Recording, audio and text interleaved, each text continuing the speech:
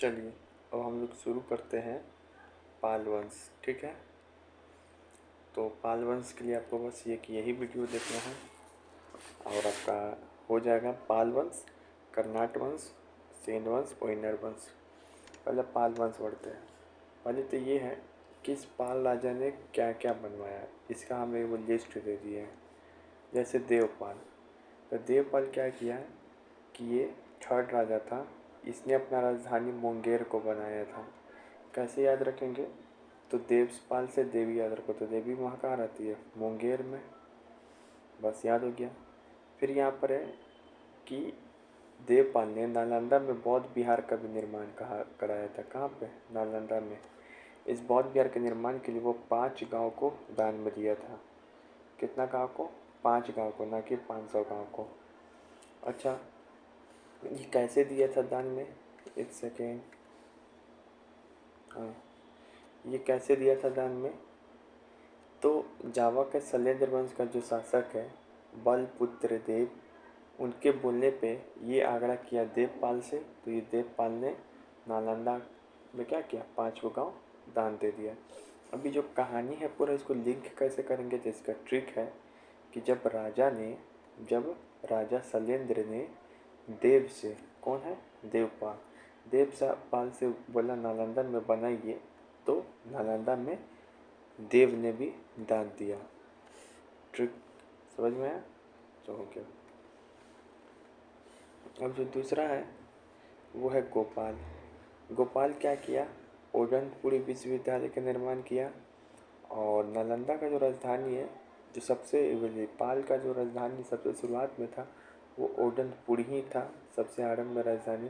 कैसे याद करोगे, ओडनपुरी राजधानी, ओडनपुरी विश्वविद्यालय का स्थापना गोपाल ने किया, तो ऐसे याद रखो। जो गोपाल होता है, गोपाल मतलब बच्चा, जो बच्चा लोग होता है वो क्या होता है, उडंट। फिर याद रखें धर्मपाल, क्या है, धर्मपाल। धर्मपाल क्या है, तो ये सबसे पहले पाटलिपुत्रा में, कहाँ पे, पाटलिपुत्रा में विजय स्कंदावर बनाया। क्या बनाया, पाटलिपुत्रा में विजय स्कंदावर बनाया। फिर ये क्या किया, सोनपुर बिहार का भी निर्माण इसने कराया था। क्या कराया था, सोनपुर बिहार। ये जो क्वेश्चन है मोस्ट हिडन क्वेश्चन है कि सोनपुर बिहार का निर्माण देवपाल, धर्मपाल ने कराया। अभी तक पूछा नहीं गया किसी एग्जाम में, इसको मैं हिडन क्वेश्चन में रखते हैं। ऐसे याद रखो कि जो सोनपुर मेला होता है इसमें धर्म की बात होती है, तो सोनपुर और धर्म। फिर चतुर्मुखी महादेव का मंदिर बनाया था गया में, चतुर्मुखी महादेव का मंदिर बनाया था गया में। फिर विक्रमशिला महाविद्यालय का निर्माण किया, ये भागलपुर में। यही जो में पूछा इसी बार भी, और सबसे ज़्यादा धर्मपाल से सवाल यही पूछा जाता है कि विक्रमशिला महावीर का स्थापना किसने किया था, तो धर्मपाल ने किया था, भागलपुर में। फिर विक्रमशिला के लिए क्या किया था, विक्रमशिला के लिए कितना डोनेशन दिया था, तो विक्रमशिला के लिए डोनेशन दिया था कितना, इसमें भी कंफ्यूज कर सकता है आपको। 5 गाँव, 200 गाँव, 500 गाँव या 200 गाँव। तो देखो, नालंदा के लिए देवपाल ने दिया था ये 5 गाँव, लेकिन विक्रमशिला के लिए जो धर्मपाल देगा वो देगा 200 गाँव। याद रहेगा, लेकिन आपको याद रखना है कि नोट करके लिखे, हालांकि धर्मपाल और महिपाल ये भी नालंदा को संरक्षण देता है।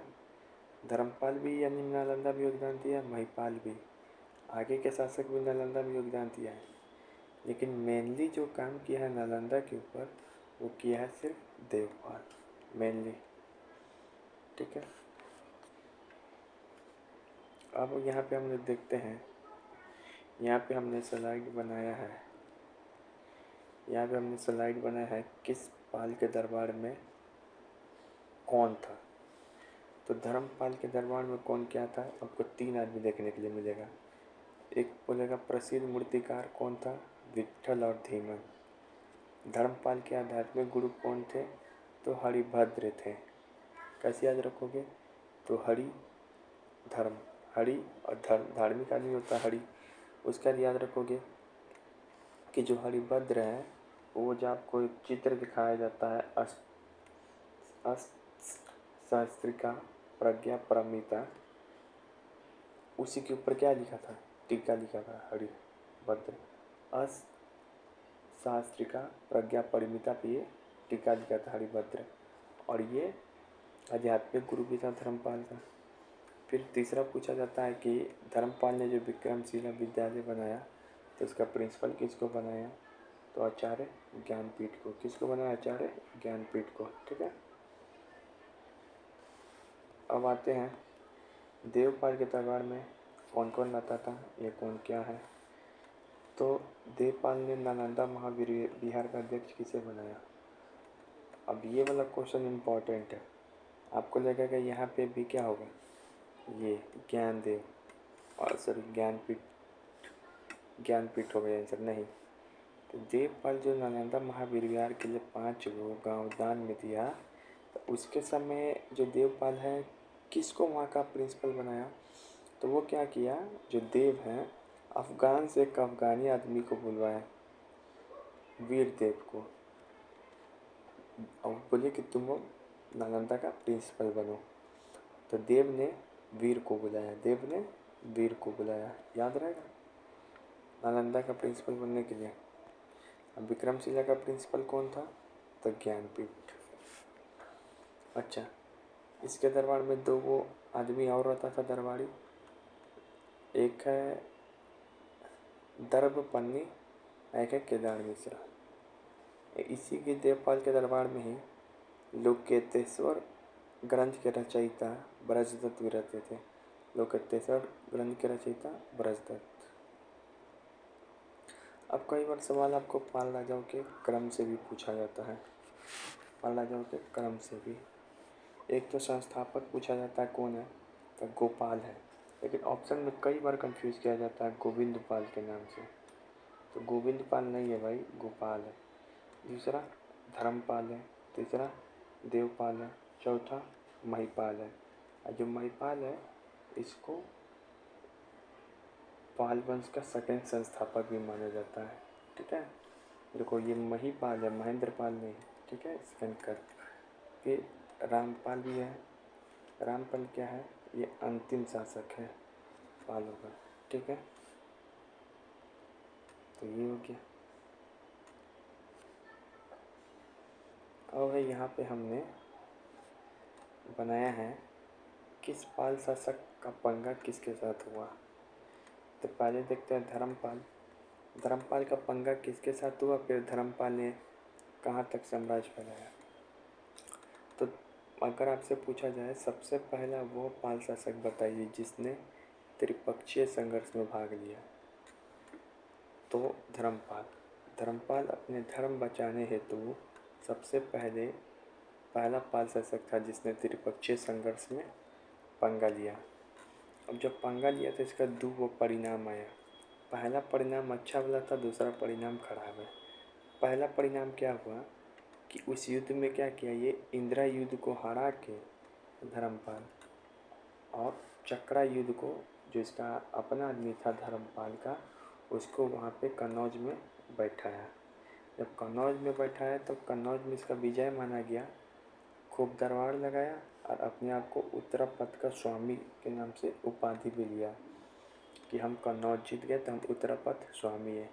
इसके साथ साथ कुछ और भी उपाधि लिया, परमेश्वर, परम भट्टारक, महाराजा धीराज, ये सब भी लिया। लेकिन जो ये धर्मपाल का विजय है बहुत ज़्यादा दिन तक नहीं चल पाता है, क्योंकि धर्मपाल क्या होता है, कुछ दिन बाद क्या होता है कि जो चक्रा युद्ध है इसको तो मार दिया जाता है। जो धर्मपाल होता है उसको राजपूत शासक गोविंद तृतीय भी हराता है। फिर बाद में कन्नौज के त्रिपक्षीय संघर्ष में गुज्जर प्रतिहार शासक जो नागभट्ट दुर्ती आता है, मलेच्छों का नासक, ये भी हरा देता है धर्मपाल को। ठीक है, तो ये दोनों हराया। अब जब ये दोनों जगह से हार गया ना धर्मपाल, तो इससे क्या हुआ, जो पाल का जो सपना था उत्तर की ओर बढ़ने का, वो सपना क्या हुआ, हमेशा हमेशा के लिए टूट जाता है। तो इससे अब पाल शक्ति का विस्तार उत्तर में नहीं हुआ। आइए इसको हम और अच्छे से समझते हैं इमोजी से। अच्छा, इसको भी एक समझ ले रहे हैं पहले, तब समझते हैं। अब यहाँ पे देखिए तो देवपाल आया, फिर इस देवपाल जो है इसके पास दो रास्ता है विस्तार करने का। एक तो या तो ये दक्षिण में जाए और एक पूर्व उत्तर में जाए। ऊपर रास्ता नहीं है पालू का विस्तार करने का। देवपाल के पास दो रास्ता है, एक या तो पूर्व में जाए और एक दक्षिण में जाए। तो जब दक्षिण में गया तो वहाँ पे सेतुबंध रामेश्वर तक अधिकार कर लिया देवपाल। ये बहुत विस्तार किया। और जब ये पूरब में गया तो ये नेपाल तक प्रसार कर लिया। और पूरब में ही गुवाहाटी पे तक प्रसार कर लिया। इसका नाम पूछा जाता है प्राग्ञ ज्योतिषपुर। प्राग्ञ ज्योतिषपुर गुवाहाटी में एक जगह है, वहाँ तक ये विस्तार किया था प्राग्ञ ज्योतिषपुर। साथ ही उड़ीसा के सागरमठ तक। तो ये पूछा जाएगा, अगर कभी इतिहास में पूछा गया कि किस पाल शासक ने पूर्वी एक्सटेंशन किया और दक्षिण भी जीता, तो ये है देवपाल। लेकिन ये देवपाल का जो खुशी है, ये भी खुशी ज़्यादा दिन तक नहीं चल पाता है। इसका जो पूर्वी विस्तार हो रहा था, उस जो तेज़ी से हो रहा था विस्तार, उसको रोक दिया। कौन रोक दिया? तो जो गुज्जर प्रतिहार शासक थे ना, मिहिर भोज, वो देवपाल को हरा दिए। एक तो इसका मिहिर भोज इसके बाप को नहीं हराया था, गुज्जर प्रतिहार नागभट्ट ज्योति हराया था इसके बाप को। तो मिहिर भोज था, ये देवपाल को क्या करता है, हरा देता है। त्रिपक्षीय संघर्ष में भी हराया, जिस कारण ये जो एक्सटेंशन है पालों का वो रुक जाता है। तो किसके आक्रमण के कारण? मिहिर भोज के आक्रमण के कारण पालों का जो एक्सटेंशन है पूरब की ओर वो रुक जाता है। एक तो एक्सटेंशन रोक ही दिया मिहिर भोज, दूसरा क्या किया कि मिहिर भोज कुछ जो क्षेत्र था बिहार बंगाल का जो पालों के दिन था उस पर भी आक्रमण कर दिया। मतलब जो मिहिर भोज है पालों से पूरब में भी ले लिया और उत्तर में भी जो कुछ क्षेत्र था बिहार बंगाल का उसको भी ले लिया। अब आते हैं महिपाल। महिपाल के बारे में यही कहा जाता है कि जब दिया बुझने वाला होता है तो एक बार फड़फड़ाता बहुत है। तो महिपाल प्रथम के बारे में भी यही कहानी है। महेंद्रपाल नहीं है, महिपाल है। इसको द्वितीय संस्थापक बोला जाता है। किसको? महिपाल को। ये क्या कहा जाता है, ये क्या किया, समस्त बंगाल और मगध पे अधिकार कर लिया, इसका इसको द्वितीय संस्थापक बोला जाता है। जहाँ पे पाल डूब रहा था तो उसको फिर से रिवाइव किया। लेकिन ये बेचारा रिवाइव तो किया, लेकिन फिर ये रिवाइव ज़्यादा देर तक नहीं हो सका, क्योंकि जैसे ही रिवाइव किया बिहार बंगाल को जीत कर, उसके बाद इसका पंगा हो गया किससे? चोलों से।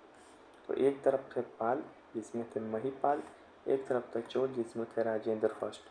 जो चोल है वो एंट्री मार दिया, वाइल्ड कार्ड एंट्री, और राजेंद्र फर्स्ट हैं वो क्या किए, ये महिपाल को बुरी तरीके तक हरा दिए और वाराणसी तक भी कब्जा कर लिए। और दूसरा जो राजेंद्र प्रथम है वो बताए थे बंगाल तक गया था गंगा जल लाने के लिए, है ना, बंगाल की खाड़ी को झील बना दिया था। तो पूरा उत्तर भारत तक भी कब्जा कर लिया, जिससे महिपाल का तो खात्मा हुआ ही, साथ ही पालू का भी खात्मा हो गया। ठीक है, अब इसको इमोजी से हम बता दे रहे हैं। ठीक है, आइए देखो, जैसा कि आपको पता ही है हर्षवर्धन का रूल था 647 से लेकर 650 तक। हर्षवर्धन की मृत्यु हुआ 647 में। 647 से लेकर जो 750 तक का पीरियड था वह खंडित राजनीति का पीरियड था। इसमें छोटे छोटे राज थे और सबका टारगेट था ये कन्नौज। सोचता था जो कन्नौज पर अधिकार कर लेगा वही सबसे पावरफुल है। इस बीच में जो दक्कन के 3 वो थे, जैसे गुज्जर प्रतिहार, राष्ट्रकूटा, पाला, ये सब आए। इस बीच में जो दक्कन के 3 वो थे वो लोग क्या किए, आपस में उभर के आए, त्रिपक्षीय संघर्ष में हिस्सा लिया। ठीक है। सबसे पहले लड़ाई में क्या होता है, जो पहला लड़ाई में क्या होता है कि यहाँ पे देखो धर्मपाल कैसे यहाँ पे पहुँचा कन्नौज तक, पता है कैसे? देखो तो सबसे पहले तो वत्सराज यहाँ पर बैठा हुआ था। जो राष्ट्रकूट ये वत्सराज है, गुज्जर प्रतिहार शासक, ये बेचारा यहाँ बैठा हुआ था कन्नौज पर कब्जा करके। लेकिन इसका मन था कि हम हराएं किसको? धर्मपाल को, पाल शासक को।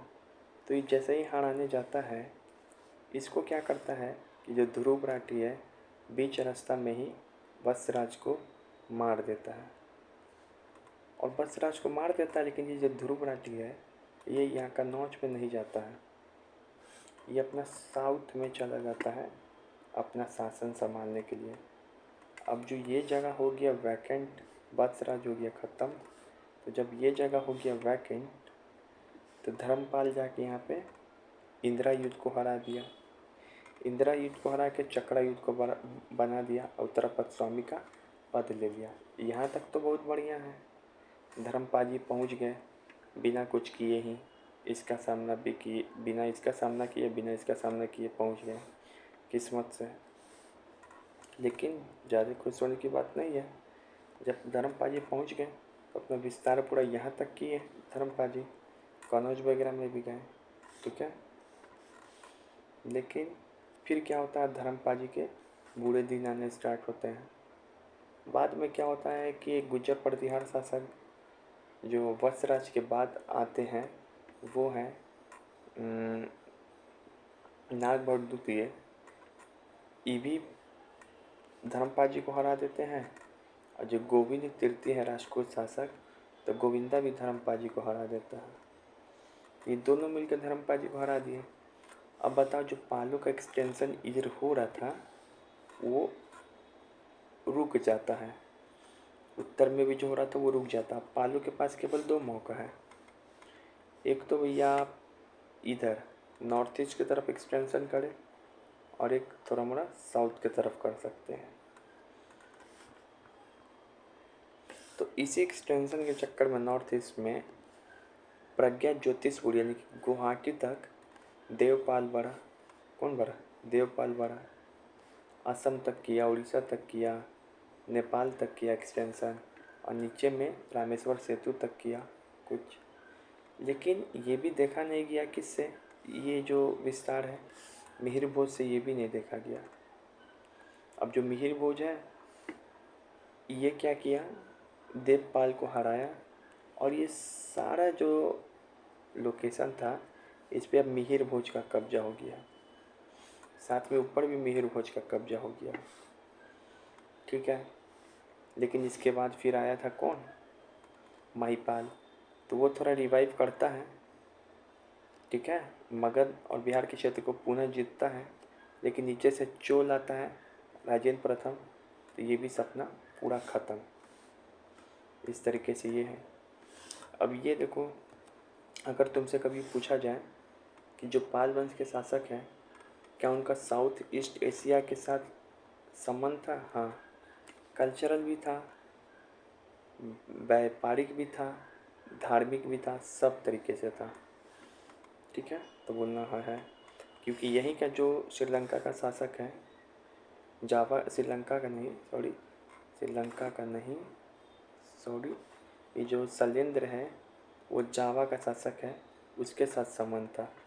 साथ में पाल का तिब्बत के भी साथ संबंध था, क्योंकि पाल वंश में से दो वो थे, एक शांत रक्षिता और एक दीपांकर, वो तिब्बत में गए थे धर्म प्रसार के लिए, ठीक है। तो ये चीज़ हो गया।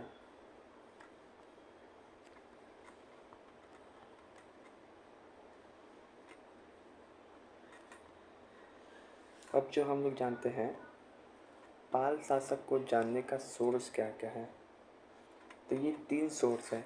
एक है तिब्बतियन क्रॉनिकल, दूसरा है कॉपर प्लेट इंक्रिप्शन, तीसरा है अरब यात्री सुलेमान। तिब्बतियन क्रॉनिकल्स किससे संबंधित है? तो बोलना पाल से, यानी कि पाल का जो संबंध है तिब्बत से बहुत गहरा है। क्या है कि भारत के 2 बौद्धिस्ट थे, संत रक्षिता, दीपांकर, ये दोनों चले जाते हैं तिब्बत, वहाँ पे जाके बुद्ध धर्म को फैलाते हैं। उसके बाद संबंध चालू हो जाता है। कॉपर प्लेट इंस्क्रिप्शन से भी बहुत संबंध है पाल का, याद रखेंगे, एनसीईआरटी में भी दिया हुआ है। फिर सुलेमान एक अरब यात्री था जो 9वीं सदी में आया भारत। कब आया? 9वीं सदी में, याद रखेंगे, 9th सेंचुरी में। अरब यात्री एक अरब व्यापारी था।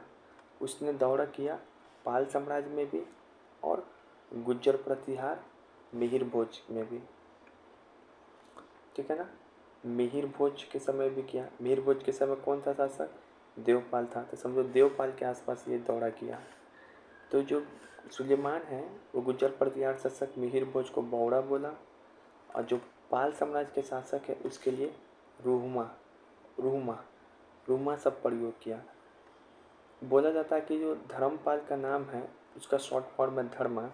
धर्मा को ही ये शायद सुलेमान बोला होगा रूहमा, ठीक है। ये पूछता है कि रूहमा शब्द कौन प्रयोग किया था पालों के लिए, तो ये सुलेमान किया था, ठीक है।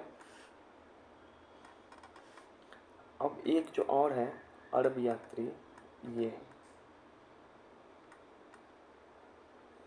देखिए, कई बार है ना एक और अरब यात्री है जो पाल समाज से जिसका संबंध नहीं है, लेकिन जब हम लोग पढ़ते हैं ना तो हम लोग को लगता है कि एक ही नाम है। ये दोनों एक आदमी नाम नहीं है। सुलेमान अलग अरब यात्री है, अल मसूदी अलग अलग अरब यात्री है, ठीक है ना। सुलेमान पहले आया था, अल मसूदी बाद में आया था। इसका पाल साम्राज्य से संबंध नहीं है, इसका पाल साम्राज्य से संबंध है। ये कन्फ्यूजन ना हो इस कारण मैंने अल मसूदी के बारे में भी नीचे लिख दिया है जो जो पॉइंट है। जो अल मसूदी है वो 10वीं सदी में, कब? 10 अब्बस। 11वीं सदी में तो अल बरूनी आया था, 10वीं सदी में कौन आया था? अल मसूदी। ये उपाधि क्या दिया था? इसको बोला जाता है अरबों का हेरोडोटस। क्यों बोला जाता है? क्योंकि अल मसूदी कौन था? एक इतिहासकार भी था, साथ साथ एक भूगोल वेता भी था, भूगोल का भी जानकारी, साथ साथ एक फिलोसफर यानी दार्शनिक भी था। इतिहासकार के रूप में क्या किया कि मिहिर भोज के समय आया, उसके बारे में बहुत जानकारी देता है ये। भूगोल वेता के रूप में क्या है कि एक बुक लिखा जिसका नाम क्या है? जिसका नाम है मुरुंज। क्या है? मुरुंज उल जहाब। मुरुंज उल जहाब। इसी पुस्तक में क्या किया है, ये भारतीय मानसून और मौसम का ये पहला विवरण देते हैं। भारतीय मानसून और मौसम का ये पहला विवरण देते हैं मुरुंज उल जहाब में। कौन? अल मसूदी। इसमें बताया, इसी बुक में एक और भी चीज़ बताया अल मसूदी कि विश्व में कुल कितना जलवायु प्रदेश में विभाजित किया।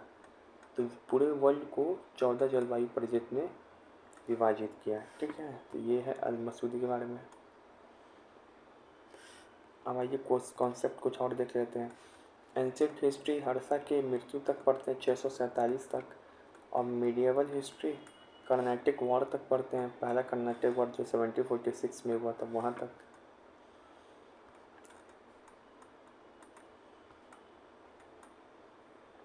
अब आते हैं ट्राइपार्टी स्ट्रगल है उसको देखते हैं कन्नौज को लेके। यहाँ पे थे प्रतिहार, यहाँ पे थे राष्ट्रकूट, यहाँ पे थे पाला। ये तीनों कन्नौज के लिए आपस में लड़ रहे थे। तो त्रिपक्षीय संघर्ष है, इसके बारे में क्या क्या याद रखना है? इसका कारण क्या है? कन्नौज का अधिकार करना। किस किस के मध्य हुआ था? पाल प्रतिहार, गुज्जर, राष्ट्रकूट। इसका बुरा प्रभाव क्या पड़ा? तो अरब आक्रमण का रास्ता खुल गया, क्योंकि जो बीच के रास्ते वो ढीले ढाले कमज़ोर हो गए। इसका समय क्या है? 8 से 10वीं सदी। 8 से 10वीं सदी, 750 से 790 के बीच। क्या हुआ? तो हर्षा की मृत्यु के पश्चात कन्नौज में एक राजनीतिक शून्यता आ गई। अब कन्नौज में क्या हो रहा था? इसकी मृत्यु के बाद आयुध वंश वहाँ पे चला। आयुध वंश का शासन था। वहाँ पे दो भाई थे, एक चक्रा युद्ध, एक इंदिरा युद्ध। ये आपस में लड़ रहे थे। इसी के आंतरिक राजनीति में हस्तक्षेप करके राजा लोग क्या किया, वहाँ पे संघर्ष करना स्टार्ट किया, ठीक है। देखो, जो चक्रा युद्ध था शुरुआत में, उसको किसका समर्थन मिला हुआ था? वत्सराज का। सॉरी, जो इंदिरा युद्ध था शुरुआत में, इसको किसका समर्थन मिला हुआ था? वत्सराज का। और जो चक्रा युद्ध है उसको किसका समर्थन मिला हुआ था? धर्मपाल का। तो वत्सराज को तो मार देता है कौन? वत्सराज को मार देता है बीच में ही ध्रुव राठी। तो वत्सराज का कहानी खत्म और ये साउथ में चला गया था। अब बच गया कौन? चक्रा युद्ध। तो इसके सहायता से ये बन जाता है। तो यहीं से क्या होता है? प्रथम त्रिपक्षीय संघर्ष की शुरुआत होती है।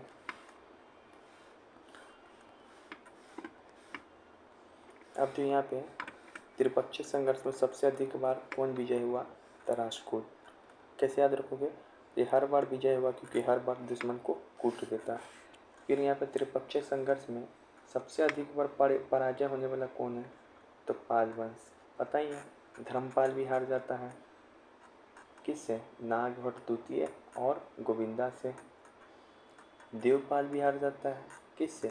मिहिर भोज से। ठीक है, तो ये है। फिर त्रिपक्षीय संघर्ष में अंतिम रूप से कौन विजय हुआ था? तो गुर्जर प्रतिहार अंतिम रूप से यही विजय हुआ था। इम्पोर्टेंट क्वेश्चन है। कन्नौज का प्राचीन नाम क्या था? महोदय नगर। किसने कन्नौज को भारत का सबसे प्रमुख नगर बताया था? अल-मसूदी ने। याद रखो, अल-मसूदी जो अरब यात्री था वही मिहिर भोज के समय आया था। अच्छा, याद रहेगा ये क्वेश्चन? याद नहीं है तुमको ये वाला? अच्छा, लड़ाई में कौन कौन पाल शासक शामिल हुआ था? सबसे पहले धर्मपाल, फिर देवपाल, महिपाल भी शामिल हुआ था, नारायणपाल भी, यानी कि गोपाल शामिल नहीं हुआ था त्रिपक्षीय संघर्ष में। गुज्जर प्रतिहार में कौन शामिल हुआ था? वत्सराज। इसको बीच में ध्रुव राठी मार दिया। फिर नागभट्ट द्वितीय आया जो धर्मपाल को हराया। मिहिर भोज आया जो देवपाल को हराएगा।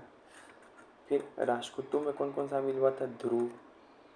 ध्रुव जो वत्सराज को मार दिया। फिर गोविंद तृतीय या गोविंदा जो मार दिया था किसको? धर्मपाल को मारा था। फिर इंद्र तृतीय आएगा। फिर कृष्ण तृतीय आएगा। इस सब के नाम में, भगवान के नाम में तृतीय लगा वो सब राष्ट्रकूट शासक आया था। ठीक है, त्रिपक्षीय संघर्ष में। याद हो गया ये? आइए, पहला संघर्ष तो हम बता ही दिए। त्रिपक्षीय संघर्ष में कैसे हुआ था? वत्सराज बैठा हुआ था। अब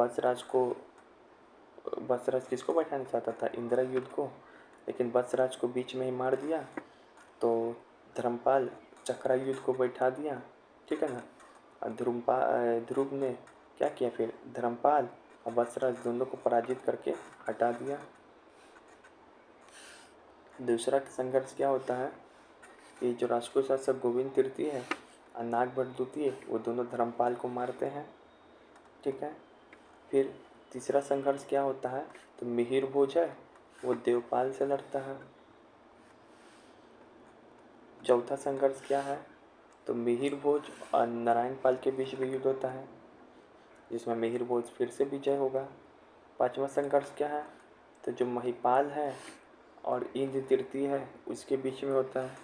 छठा संघर्ष क्या होता है? तो गुर्जर प्रतिहार शासक महिपाल और कृष्ण तृतीय के बीच में होता है। ठीक है, अब यहाँ पे एक सवाल पाल वंश के किस राजा ने इंदिरा युद्ध को हरा के चक्रा युद्ध को शासक बनाया? इंदिरा युद्ध किसका आदमी था? वत्सराज का आदमी था। चक्र युद्ध किसका आदमी था? धर्मपाल का। तो आंसर धर्मपाल। फिर यहाँ पे बंगाल में पाल राजा धर्मपाल को निम्नलिखित में से किस राष्ट्रकूट राजा ने पराजित किया? पता है धर्मपाल के बाद में एक तो कौन कौन पराजित किया था धर्मपाल को? एक तो शुरुआत में इसको ध्रुव राठी इसको भी मारा था। फिर बाद में इसको नागभट्ट द्वितीय भी मारा था लेकिन ये गुर्जर प्रतिहार था। और गोविंद तृतीय ये भी मारा था।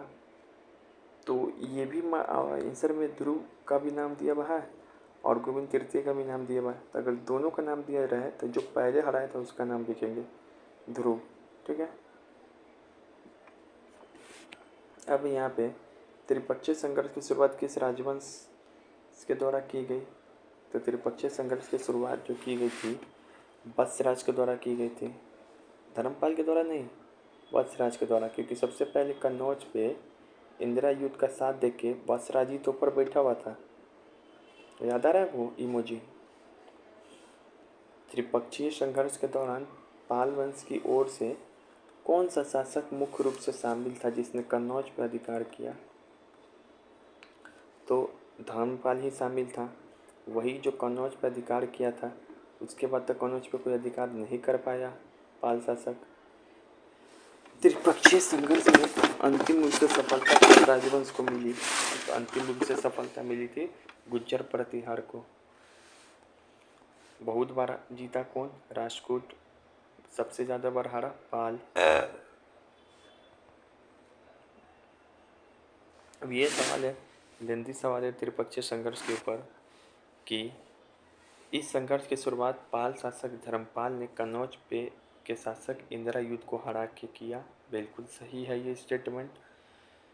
राष्ट्रकूट शासक ध्रुव ने इस संघर्ष के पहले चरण में हस्तक्षेप किए। बिल्कुल सही है। और प्रतिहार शासक को बीच में ही मार दिया था वत्सराज को, ये भी सही है। और पाल शासक धर्मपाल उसको और पाल शासक धर्मपाल दोनों को पराजित किया। हाँ, तो इसको भी पराजित किया था ध्रुव। ध्रुवराज के वत्सराज को भी मारा और इसको भी मारा, धर्मपाल को भी। ये ध्रुव कौन है पता है? गुज्जर प्रतिहार शासक। तीसरा, अंततः इस संघर्ष में गुज्जर प्रतिहार विजयी रही और नागभट्ट द्वितीय ने कन्नौज पर अधिकार कर अपनी राजधानी बनाया। ये भी बिल्कुल सही है। तो अंततः गुज्जर प्रतिहार वंश विजयी रही और नागभट्ट द्वितीय ने, एक सेकेंड,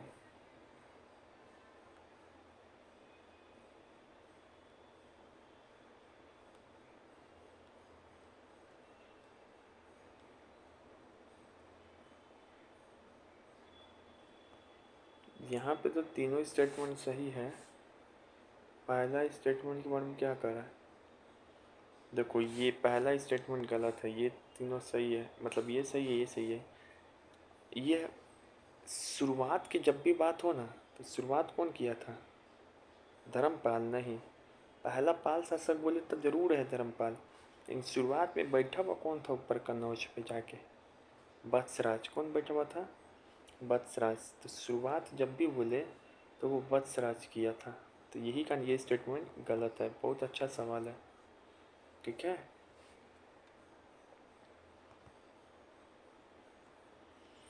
फिर यहाँ पे देखो, हम वो कर भी, ये इमोजी याद करो। शुरुआत कौन कर रहा है त्रिपक्षीय संघर्ष? वत्सराज की। अब से मेरा ही राज रहेगा सिर्फ कन्नौज पे, ऐसे याद कराते हैं। अब वत्सराज याद है यहाँ पे बैठा हुआ था, बाद में नहीं यहाँ पे गया, बैठा हुआ था शुरुआत में। यही है, इंद्र युद्ध के सहायता से इसी का शुरुआत ये किया। पाल शासक जिसने मुंगेर को अपनी राजधानी बनाया। मुंगेर में कौन आती है? देवी माँ, ठीक है। फिर है, किस पाल शासक ने जावा के शासक के अनुरोध पर नालंदा में एक विहार बनाया? अच्छा, जावा कहाँ है? Sumatra Java, Indonesia, south east Asia. वहाँ पे शैलेंद्र वंशीय शासक था। वो अनुरोध किया था किससे? तो राजा ने किससे अनुरोध किया था? देव से।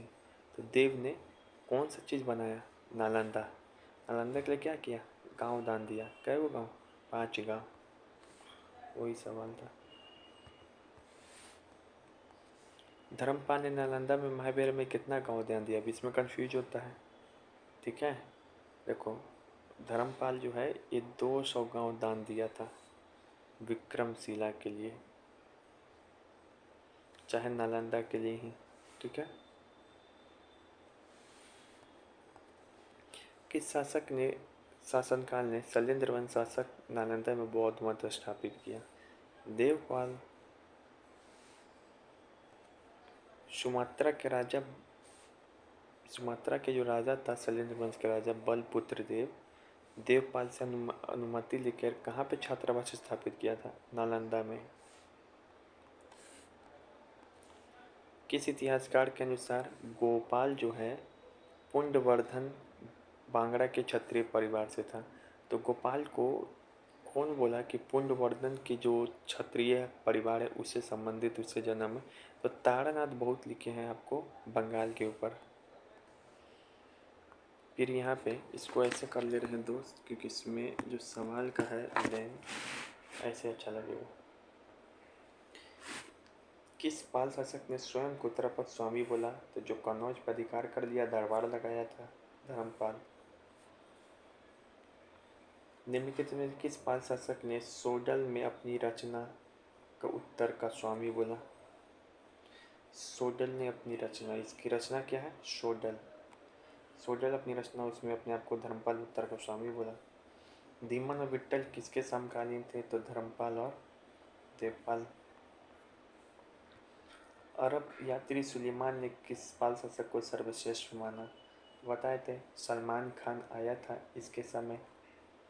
सलमान खान है, अल मसूदी नहीं, सलमान खान है। अरब यात्री सुलेमान, ये बताया था किसको? सबसे प्रमुख शासक धर्मपाल को। किसको बनाया? एक बार हम देख भी लेते हैं ये क्वेश्चन का आंसर चाहिए। देखो ये क्वेश्चन बहुत ट्विस्ट है। पता है सुलेमान तो इतना तो कन्फर्म है कि मिहिर भोज के समय आया था सलमान खान। अब मिहिर भोज के समकालीन कौन थे? तो देवपाल। तो ये देवपाल के लिए ही, देवपाल के समय ही ये समझो आया, ऐसु को सर्वश्रेष्ठ शासक माना, धर्मपाल को नहीं। हाँ ये बात सही है कि जो सलमान खान है ये रुहेमा शब्द का पाल शासक के लिए प्रयोग करता है। जो रुहेमा शब्द है, ऐसा लगता है कि ये धर्मा का बिगड़ा हुआ रूप है। धर्मा मतलब देव, धर्मपाल रुहिमा शब्द का प्रयोग करता है, लेकिन ये देवपाल के संदर्भ में किया। और ये शक्तिशाली शासक किसी को माना? देवपाल को। देवी तो सबसे शक्तिशाली होंगे। अच्छा, श्रीनगर भुक्ति किसको कहा जाता था पाल के समय? श्रीनगर भुक्ति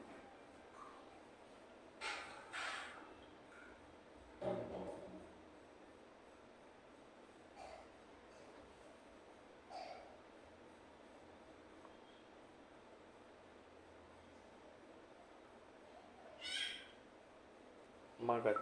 मगध को जो है पाल लोग क्या कहता था? श्रीनगर भुक्ति। मगध श्रीनगर भुक्ति।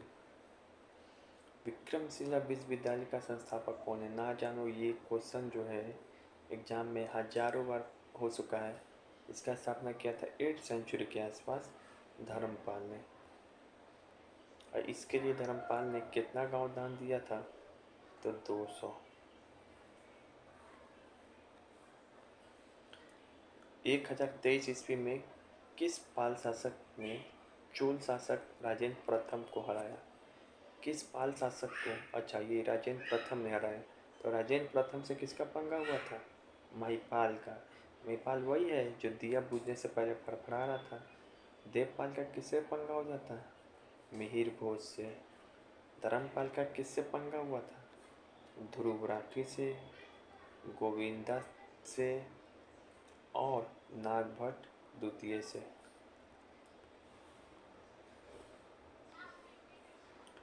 किससे पाल वंश का दूसरा संस्थापक माना जाता? जो दिया था पाल वंश का महेंद्र पाल। महिपाल की महेंद्र पाल, तो यही कन्फ्यूजन है आदमी को। महिपाल होगा, ठीक है, महेंद्र पाल नहीं।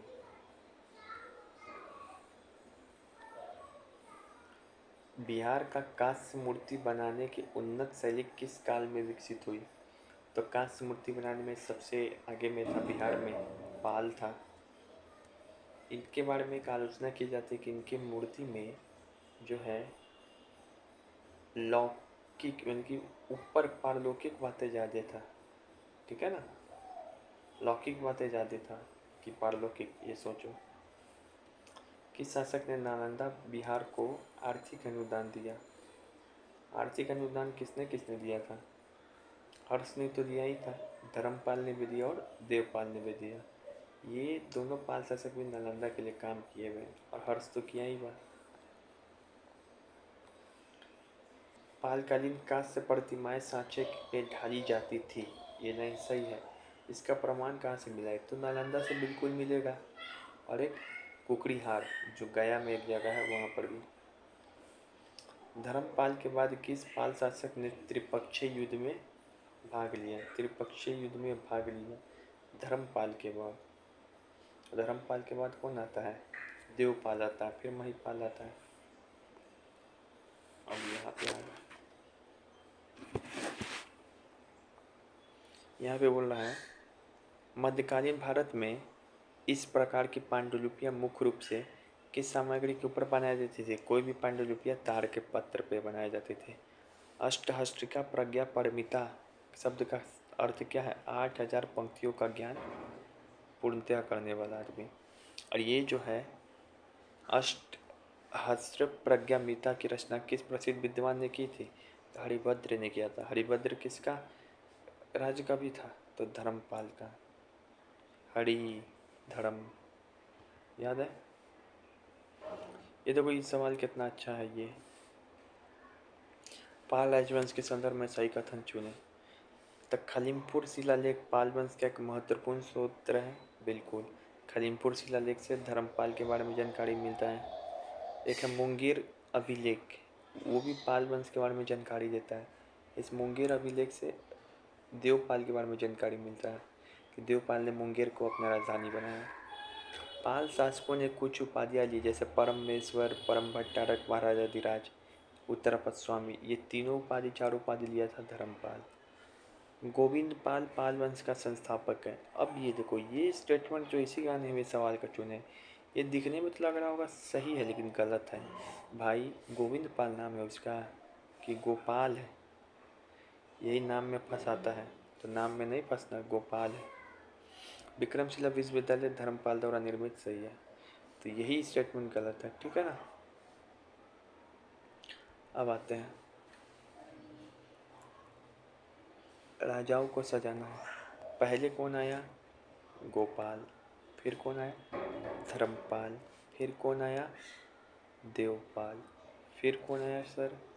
तो महिपाल। अब महिपाल का नाम कह के महेंद्र पाल देगा भाई, महेंद्र नहीं है। महेंद्र पाल आपको महेंद्र वर्मन है, जो कि पल्लव राजा है वो, ठीक है। ये महिपाल है।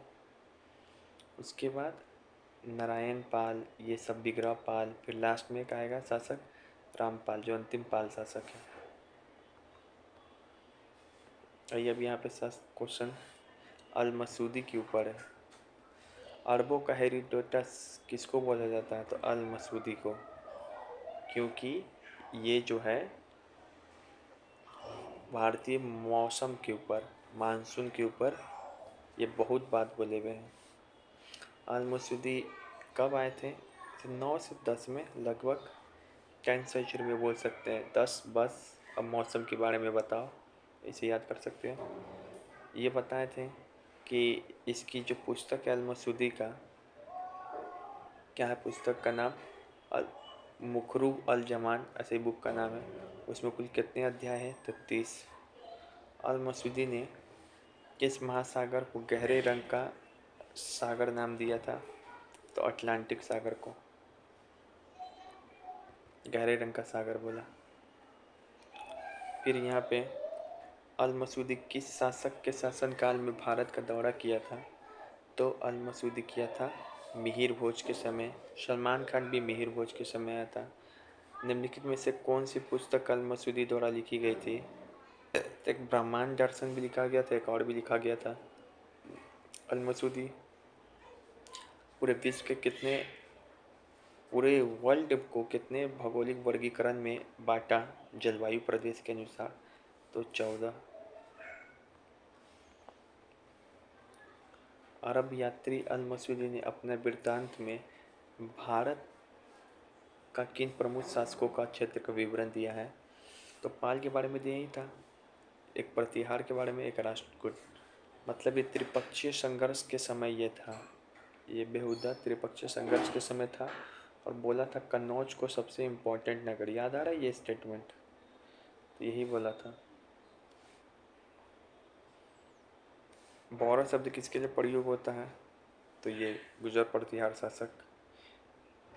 अल मसूदी भारत आया था और उसने पाल प्रतिहार शासकों की विशेष सैन्य बलों का वर्णन किया। हाँ, सैन्य बलों का वर्णन किया था, 10वीं सदी में आया था। अल मसूदी के विवरण के अनुसार आप बताए थे, त्रिपक्षीय संघर्ष का विवरण दिया था अल-मसूदी, और उसमें सबसे प्रमुख नगर किसको माना था? कन्नौज को। तो एक मौसम व्यापारी एक मौसम जो बता रहा है, वो कन्नौज के बारे में भी बता रहा है कि कन्नौज का मौसम बिगड़ने वाला है।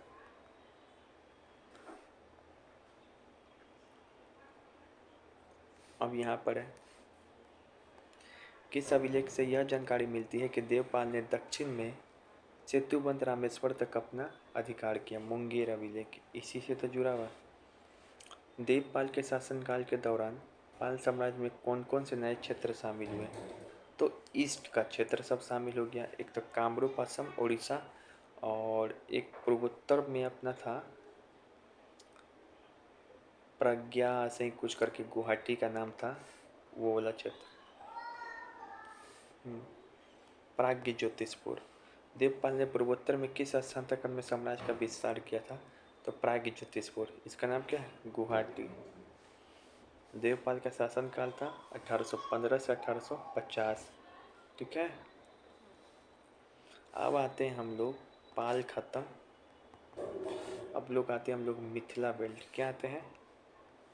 Mithila belt, Mithila region. खाए छी ना खाए छी, मिथिला क्षेत्र। इस मिथिला क्षेत्र में भारत में 3 राजवंश स्थापना हुआ। सबसे पहले तो कर्नाट वंश, कर्नाटका वंश नहीं है, कर्नाट वंश। दूसरा है ओयनार वंश, ओयनार वंश में जिसमें विद्यापति थे इसी वंश के, शिव सिंह के दरबार में, इसको शगुना वंश भी बोलते हैं। तीसरा थे खंडवाला वंश, या जिसको दरभंगा राज बोलते हैं, ये इसी वंश के थे, खंडवाला वंश के। तो एक लाइन से आए तो कैसे याद रखोगे? कोरा, के से पहले कर्नाट वंश आएगा, फिर ओ से ओयनर वंश आएगा जिसको शगुना राजवंश भी बोलेंगे, और राज से क्या होगा? राज से राजा, यानी कि दरभंगा राज आएंगे। ठीक है, या कोड याद कर लो इसको, कोड दी से दरभंगा राजवंश। ठीक है ना, कोडा याद करना था, दरभंगा कोड। अब देख लेते हैं ट्रिक क्या है। कोडा, जो कर्नाटका वंश है वो मिथिला क्षेत्र में था कब से कब तक? तो ये डेट याद कर दो, ये डेट 1097 से लेके 1324 पे, क्योंकि 24 में 24 घंटा आक्रमण करेगा जीएसटी, हरि सिंह को हरा देगा। स्थापना कब हुआ था? 1097 से 1324 के बीच में। उसके बाद ओयनार वंश आएगा यहाँ पे, कर्नाट वंश की जगह पे, जिसको सगुना डेंसिटी बोलते हैं। तो ये 1325 से लेके जब तक मुगल स्थापना नहीं हो पाता है 1526 तक, तब तक होगा। इस पर सिकंदर लोदी भी आक्रमण करता है ओयनार राजवंश में। अब जब उसके बाद कौन आता है? दरभंगा राज आता है। अकबर के समय कौन था? तो दरभंगा राजा था ये लोग, इसको खंडाला डेंसिटी भी बोलते हैं। ठीक है, तो ये डेट याद हो गया। अब आते हैं सवाल यहाँ पे, which dynasty ruled the Mithila region immediately after the declaration of Karnat? कोड के बाद कौन आएगा? Oh, Oinwar dynasty. Oinwar dynasty का टाइम पीरियड क्या है जब वो समाप्त होता है? 1325 से मुगल वंश तक आने तक 1526। The Oinwar dynasty historically known as by which of the following? तो ओयनार डेंसिटी को शगुना डेंसिटी भी बोलते हैं, याद है ना। According to the historical flow of north Bihar, which dynasty succeed the Oinwar dynasty? तो ओयनार डेंसिटी के बाद कौन आता है? तो कोड। ये तो 1526 में समाप्त हो गया। तो मुगल, विशेषकर अकबर, इस सब के समय कौन आता है? दरभंगा राज, जिसको खंडवाला डायनेस्टी भी बोला जाता है। याद हो गया। अब आते हम लोग, सबसे पहले पढ़ेंगे, एक सेकेंड दोस्तों, पेन चेंज कर देता हूँ मैं।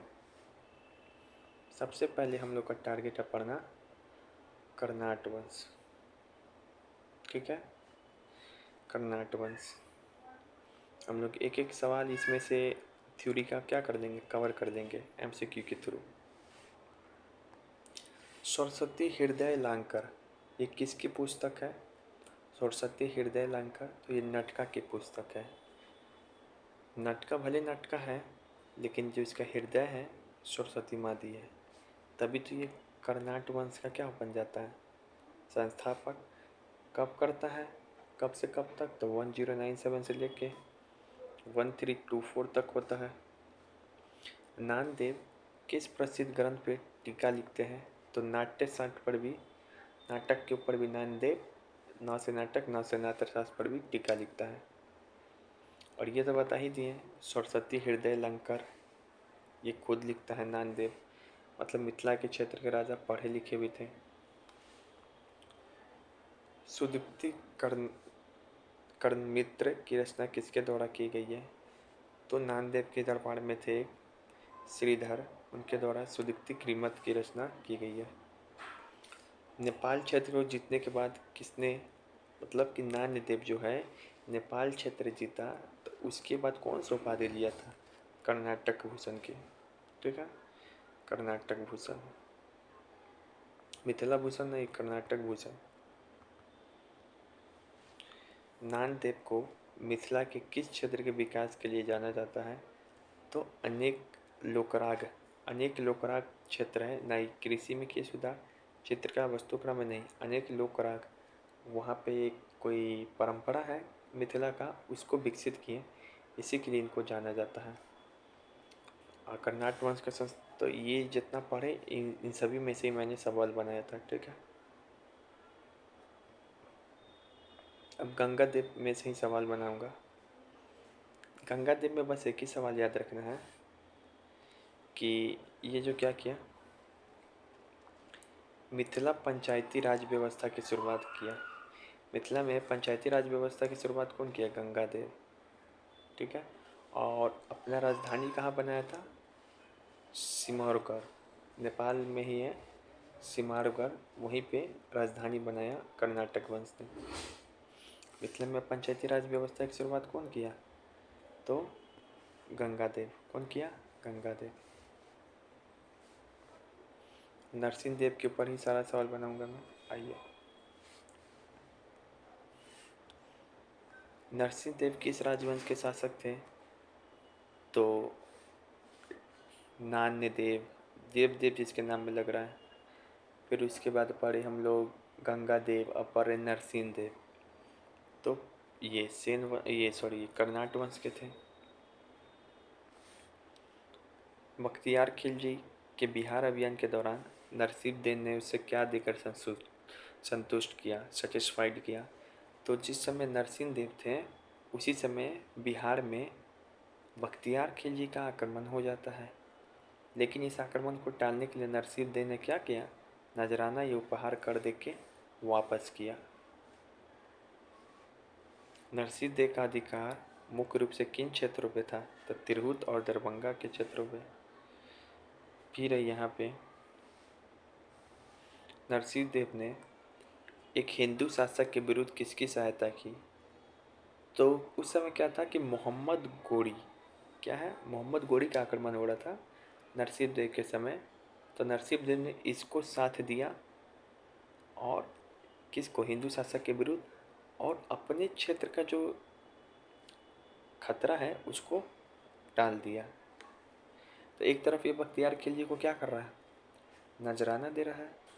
दूसरी तरफ ये मोहम्मद गोरी को साथ देके अपने क्षेत्र का जो ये स्वायत्तता है, रक्षा है, उसको करना चाहे। तो इसको ट्रिक से कैसे याद कर सकते हैं कि नर मतलब नरसिंह देव, तो नर के समय ही बकलोल खिलजी और मोहम्मद गोरी का आक्रमण हुआ था, याद रखेंगे ये कहानी याद। अब राम सिंह देव के ऊपर हम लोग करते हैं। राम सिंह देव अरे यार इधर, अब राम सिंह देव के ऊपर हम लोग पढ़ते हैं। मिथिला में पटवारी व्यवस्था किससे शुरुआत किया? तो राम जी का क्या खुलता है, राम दरबार का पट खुलता है, तो राम सिंह देव। लेकिन ये बोले कि मिथिला में पंचायती राज व्यवस्था किसने शुरू किया था? तो गंगादेव ने, जो सेकेंड वाला था। ठीक है, इसको भूल मत। पंचायती राज व्यवस्था बोल रहा कि पटवारी। अमरकोश की प्रसिद्ध टीका सादा साया की रचना किसने की? अमरकोश की जो प्रसिद्ध टीका है, अमरकोश पे एक टीका लिखा गया सादा साया, इसकी रचना किसने की?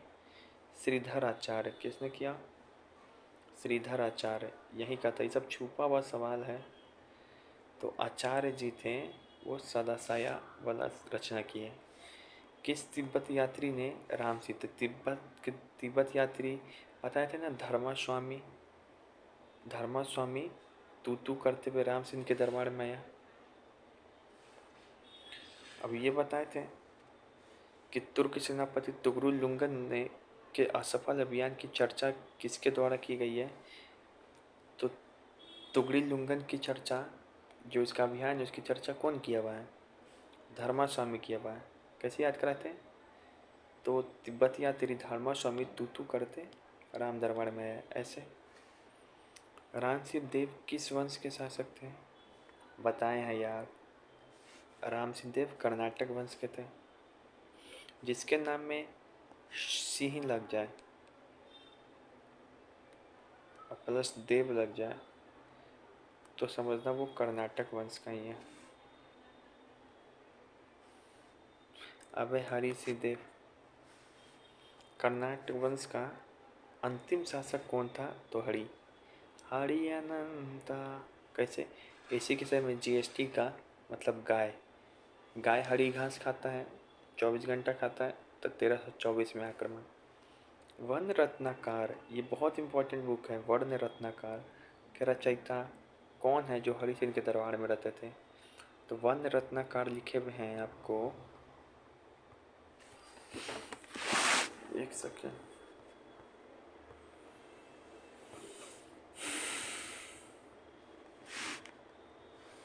वर्ण रत्नाकर लिखे हुए हैं आपको। ये पता है, मिथिला की प्रथम पुस्तक है, मिथिला की प्रथम पुस्तक है ये वर्ण रत्नाकर। तो ये ज्योतिष ठाकुर हैं, वही लिखे हुए हैं। लेकिन आपसे कभी पूछ दे, ये भी क्वेश्चन इंपॉर्टेंट आपको बता रहे, चंदेश्वर ठाकुर भी बहुत इंपॉर्टेंट आदमी है, इसने राजनीति रत्नाकर लिखा हुआ है। अरे एक सेकेंड, कौन क्या लिखा हुआ है यहाँ पे देख ले रहे हैं। जो जो देखो, राजनीति रचनाकार के रचयिता कौन थे? चंदेश्वर ठाकुर। इम्पोर्टेंट, सबसे ज़्यादा तो ये इम्पोर्टेंट है। और मैथिली का जो प्रथम पुस्तक है वर्ण रत्नाकर, उसका रचयिता कौन है? ज्योतिष ठाकुर। तो वर्ण लिखा कौन? ज्योतिष। राजनीति के ऊपर कौन लिखा? चंदेश्वर। तो ये सब जो आदमी है हरि सिंह के दरबार में रहता था। तो ये पॉइंट भाई भूलना नहीं, ठीक है। यहाँ पे ये गलत लिखा हुआ है, यहाँ पे लिख लोगे चंदेश्वर ठाकुर। तो चंदेश्वर ठाकुर, ज्योतिष ठाकुर, ये दोनों का नाम याद रखेंगे, ठीक है। अब है गयासुद्दीन तुगलक ने किस वर्ष आक्रमण किया था कर्नाटक वंश के ऊपर, हरि सिंह के ऊपर? तो 24 घंटा गाय हरा घास खाता है, 1324। तुगलक सेना के आक्रमण के बाद हरि सिंह देव ने कहाँ शरण ली थी? तो ऐसा माना जाता है कि वो नेपाल के तराई में चले गए थे। उसके बाद है 14वीं शताब्दी में मिथिला के वर्णवार वंश के शासन की शुरुआत किसने की? तो मिथिलाई क्षेत्र में एक नया वंश आया वर्णवार, उसका संस्थापना किया था फिरोज शाह तुगलक। प्रसिद्ध मैथिली कोकिल विद्यापति किसके दरबार में थे? तो आगे हम बताएंगे ओइनार वंश, वहाँ पे एक राजा थे, नहीं ये, हाँ, शिव सिंह, उसी के दरबार में रहते थे। निम्नलिखित में से कौन सी रचना विद्यापति की प्रसिद्ध कृति है? वर्ण रत्नाकर आपको बता दिए हैं, राजनीति रत्नाकर आपको बता दिए हैं, ये जो चंदेश्वर ठाकुर का है, और ये वर्ण ज्योतिष ठाकुर का है। कृति पटाखा ऐसा कोई बुक नहीं है, बच गए कृति लता। कृति लता बुक है विद्यापति की। कैसे याद रखेंगे? तो लता से याद रखो, लता मंगेशकर। लता मंगेशकर को जब विद्या मिला तो वो बहुत कीर्तिमान स्थापित की। तो ऐसे याद कर लेंगे। लता मंगेशकर को जब विद्या मिला तो बहुत कीर्तिमान स्थापित की। विद्यापति की कौन सी ग्रंथ मैथिली भाषा में लिखी गई है? तो पदावली। तो पादा मैथिली में, यही वाला है, पदा मैथिली में, पादा मैथिली में, पादा मैथिली में, पादा मैथिली में। अहाँ की जाइ छी, ना जाइ छी, तो पादरा मैथिली में, ठीक है। कृति लता सबसे फेमस है, लेकिन ये संस्कृत में।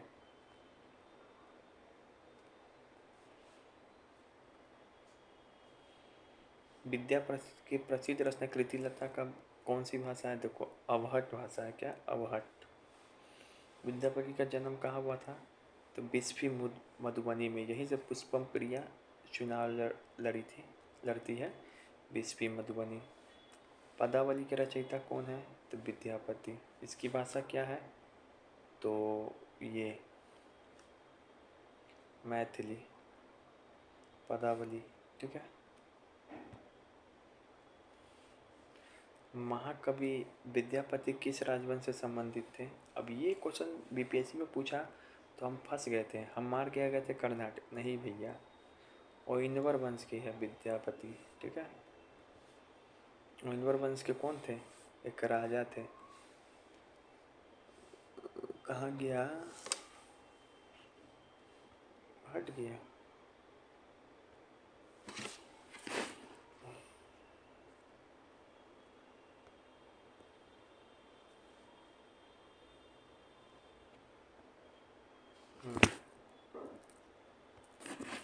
ओइनवर वंश के कौन था? एक राजा था जिसका नाम था शिव सिंह। उसी के दरबार में रहते थे।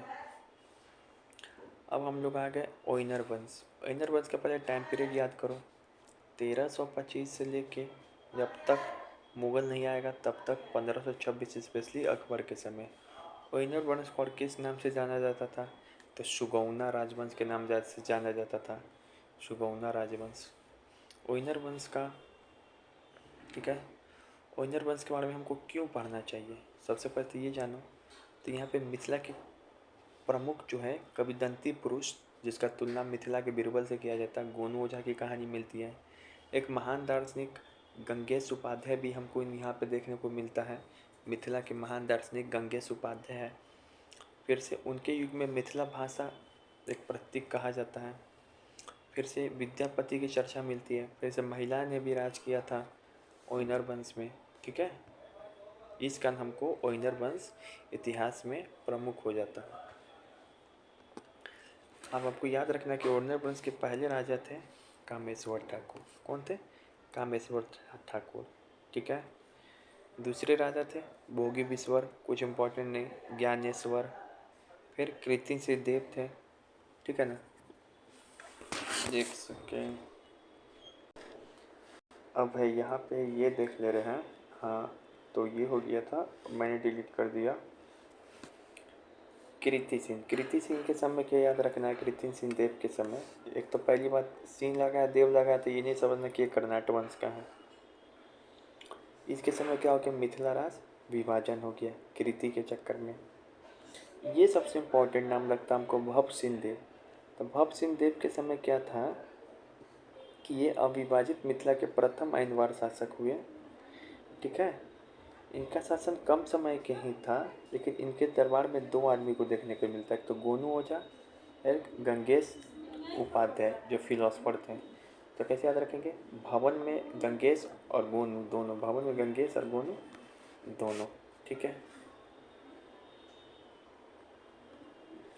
उसके बाद आते हैं शिव सिंह। क्या है? शिव सिंह। शिव सिंह शिव सिंह है। इनके समय क्या हुआ था? जौनपुर का जो सुल्तान था इब्राहिम शाह, उसकी जो सेना थी ग्यास बेग के नेतृत्व में मिथिला पे आक्रमण कर दिया। मतलब शिव सिंह के समय इब्राहिम शाह की जो सेना थी ग्यास बेग, उसके नेतृत्व में मिथिला पे आक्रमण हुआ। इसी के दरबार में रहते थे विद्यापति, ठीक है। अब जब आक्रमण हुआ तो शिव सिंह क्या हो गया? ख़त्म। उसके बाद शिव जी की जो पत्नी आती है लखीमा देवी। तो लखीमा देवी का नाम अभी तक बीपीएससी नहीं पूछ सकता लखीमा देवी का संबंध किससे है, तो ओइनवार वंश से है। और ये कौन थी? शिव सिंह की पत्नी थी। तो क्या कभी मिथिला पे ओइनवार वंश पे महिला शासन की थी? हाँ की थी, लखीमा देवी। ये 12 वर्ष तक प्रतीक्षा की। और जो कवि वर थे विद्यापति, इसके सहयोग से ये शासन प्राप्त और शासन संचालन की। और शैक्षणिक प्रतिभा के साथ साथ प्रसिद्ध महिला थी। वह एक विद्वान और पहले क्रम की एक कवियत्री थी। तो शिव जी की जो पत्नी थी ना लखीमा देवी, वो इनवार वंश पे शासन की थी। ठीक है, इम्पोर्टेंट हो जाता है यहाँ से।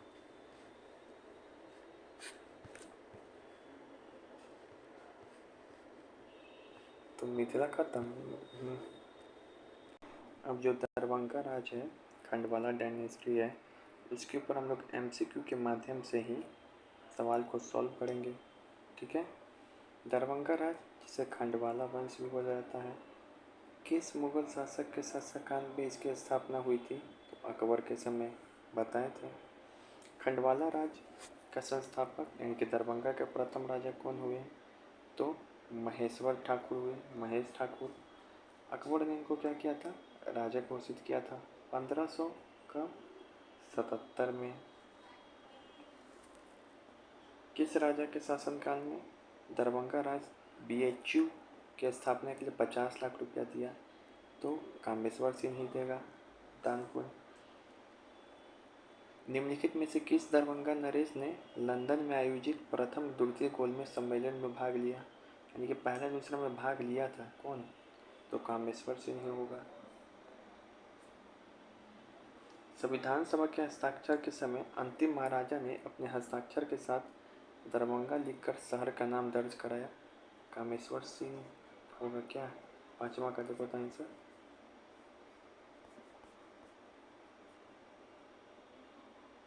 हाँ, कामेश्वर सिंह ही है इसमें भी। तीसरा में रामेश्वर सिंह है। मतलब कि दान कौन दिया था? तो रमेश। दान कौन दिया था? तो रमेश। खंडवाला राजवंश का शासक मुख्य रूप से किस जाति के समुदाय थे? मैथिली ब्राह्मण। दरभंगा के किस महाराजा ने द इंडियन नेशन और आर्यवर्त नामक प्रसिद्ध समाचारों की शुरुआत की? Indian nation. और कौन है? आर्यवर्त। कामेश्वर सिंह। इंडियन नेशन और आर्यवर्त। 1857 के सिपाही विद्रोह के दौरान दरभंगा के तत्कालीन महाराजाओं ने अंग्रेजों की सहायता की, उसका नाम क्या है? जो अंग्रेजों की सहायता की, आठवां का देखो तो क्या है?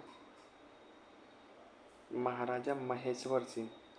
देखो क्या था कि महाराजा महेश्वर सिंह क्या थे? महेश क्या है? रमेश दान दिया, ये गोलमेज गया, ये स्थापना किया, एक है महेश्वर। ये अल्पयज्ञ था जिसके कारण जो राज की प्रशासन था वो कॉमन कोर्ट्स ऑफ वार्ड के माध्यम से चलता था और ये ब्रिटिश हाथों में चली गई। इसी कारण इन्होंने अंग्रेजों का साथ दिया महेश्वर सिंह ने। ठीक है,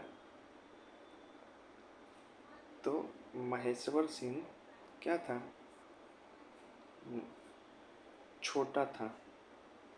अंग्रेजों के हाथ में सारा प्रशासन चला गया, इसका नहीं अंग्रेजों का साथ दिया। 9वां, स्वतंत्रता के बाद दरभंगा राज के अंतिम महाराजा कामेश्वर सिंह ने किस राजनीतिक पार्टी से राज्यसभा में चुने गए? कामेश्वर सिंह तो झारखंड पार्टी से। मुगल सम्राट ने अकबर द्वारा किस वर्ष महेश ठाकुर को मिथिला का राजा घोषित किया गया? राजा घोषित किया 1577 में महेश ठाकुर को। थाला फॉर ए रीजन, यही तो था संस्थापक। ठीक है, तो आइए इस पर प्रैक्टिस कराते रहे। अकबर क्या किया? अकबर के समय दरभंगा राज स्थापना हो गया। पहला क्या हो गया? राजा बना। कब घोषित हुआ? 1577 में। रामेश्वर सिंह क्या किया? बीएचयू में दान दिया। कामेश्वर सिंह क्या किया? गोलमेज में गया, गोलमेज सम्मेलन में पहला और दूसरा। फिर कामेश्वर सिंह, उसके बाद महेश्वर सिंह क्या था, 1857 में विद्रोह का साथ दिया, झारखंड पार्टी से लड़ा, राजा घोषित। ठीक है, ये सब हुआ। ये कामेश्वर का नाम कहाँ आ रहा है, 5 और 4 में। संविधान हस्ताक्षर में कौन है, कामेश्वर, जो चुनाव लड़ेगा बाद में वही ना, लंदन में आयोजित, तो वही जाएगा कामेश्वर। कोई काम धंधा है नहीं, तो गोलमेज सम्मेलन में कामेश्वर चला गया। अब इस पे जौनपुर के सुल्तान इब्राहिम शाही ने किसके नेतृत्व में मिथिला पर आक्रमण किया, तो जब शिव सिंह था उसी के ऊपर आक्रमण किया, ग्यास बेग के नेतृत्व में। महाराजा शिव सिंह ने अपने परिवार की सुरक्षा के लिए कहाँ के राजा पुरोहित के पास भेजा, नेपाल। शिव सिंह ने देव के लापता होने के बाद लखीमा देवी कितना वर्ष तक प्रतीक्षा की, इसका शासन किया, तो 12 वर्ष तक। रानी लखीमा देवी किसके सहायता से शासन चलाई, विद्यापति, शिव सिंह की जो पत्नी थी। ये हो गया। अब है सेन वंश। ठीक है, इसका संस्थापक कौन था, सामन सेन। राजधानी क्या था, नदिया लखनऊ थी। इसमें एक प्रमुख शासक था विजय सेन, जिसने कर्नाट वंश के नान्यदेव को हराया था। तीसरा अंतिम शासक है लक्ष्मण सेन। इसी के समय बख्तियार खिलजी आक्रमण किया और लक्ष्मण सेन को पराजित किया। लक्ष्मण सेन के दरबार में गीत गोविंद के प्रसिद्ध लेखक जयदेव रहते थे। ठीक है, अच्छा ये बताओ हमको, गोलमेज कौन गया था, गोलमेज सम्मेलन फैसला दूसरा, जिसको काम नहीं है वही तो गोल टेबल पे क्या करेगा, बैठेगा। संविधान पर हस्ताक्षर कौन किया, जिसको काम नहीं वही तो संविधान बना दिया। ठीक है, याद हो गया। झारखंड पार्टी से चुनाव लड़ा कौन, कामेश्वर। ठीक है, और ये बताओ शिव सिंह की पत्नी का नाम क्या था, रानी लखीमा देवी। अब ये हो गया पूरा, अब याद हो। इसका स्क्रीनशॉट ले लेते हैं